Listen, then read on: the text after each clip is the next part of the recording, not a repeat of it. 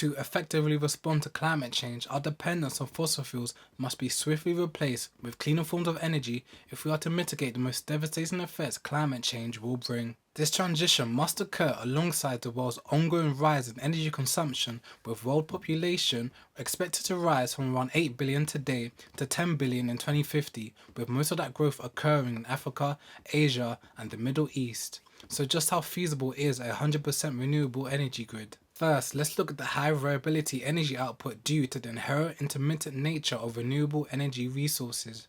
With our current power grid, electricity used to power your electrical appliances comes straight from the grid.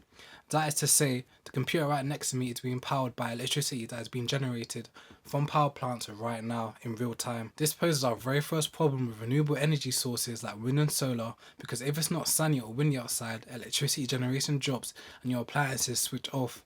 And what's the point of having renewable energy sources if they don't do what they're supposed to do and your appliances just don't switch on? Electrical energy generated from solar panels begin to rise in the morning, they peak at midday and then fall off into the evening. However, demand in most places peak at sunset. This more often than not leads to surplus energy at noon when electricity production is highest, and the overload in the power grid, which leads to system overload and damages which cost billions upon billions of pounds to fix. In Germany, where penetration of solar photovoltaic systems is highest in the world, potential difference overloading is leading to grid reinforcement requirements expected to cost 21 to 27 billion euros. As a result of this overloading, outputted energy has to be deliberately reduced in order to balance out energy supply and demand. This is where electricity storage comes in, using batteries to store surplus energy at times where supply is high but demand is low, and save the excess energy for when demand is higher. However, our electricity storage technologies aren't up to scratch for the job just yet. A common assumption is that advances in storage technologies such as lithium-ion batteries will fix the reliability issues of renewable energy resources. Although they will undoubtedly help push us towards a cleaner energy future, most studies done on the topic of storage heavily relied on expanded storage technologies that just do not exist. Whether or not these breakthroughs will enable for the scale of storage needed for a 100% renewable energy power grid remains unknown. And if you ask me, it's pretty reckless to replace our whole entire power grid on the basis of if, buts and maybes. There's also a largely overlooked need for expanded transmission lines and an enhanced electricity distribution system. Take Germany for example. Back in 2019 they had a surplus of electrical energy generated from wind farms, and there was no infrastructure to move that energy generated in the coastal north to its industrial heartland in the south. And attempts to build infrastructure was hampered by local community resistance, as a lot of lines had to be built underground, that's taking a lot longer and costing more, and potentially does a lot more environmental damage than pylons would ever do.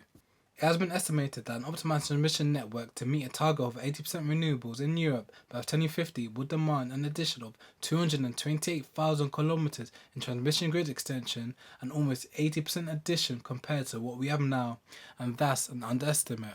Who's going to be paying for all of this? To date, most studies done to assess the viability of a 100% renewable energy grid grossly underestimate the challenge of getting rid of fossil fuels from our energy supplies.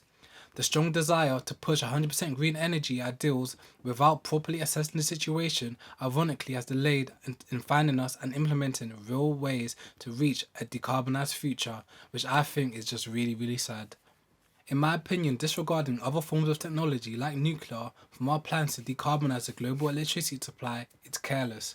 The premise that renewable energy systems by themselves can solve the climate crisis will only take us further away from solutions we have readily available today that can be deployed with proper investment. Renewables can and will help us reach a cleaner energy future, but it's not all we should focus on if we want the best outcomes for ourselves. The climate crisis is so severe we cannot afford to throw away solutions. We need everything we can get our hands on.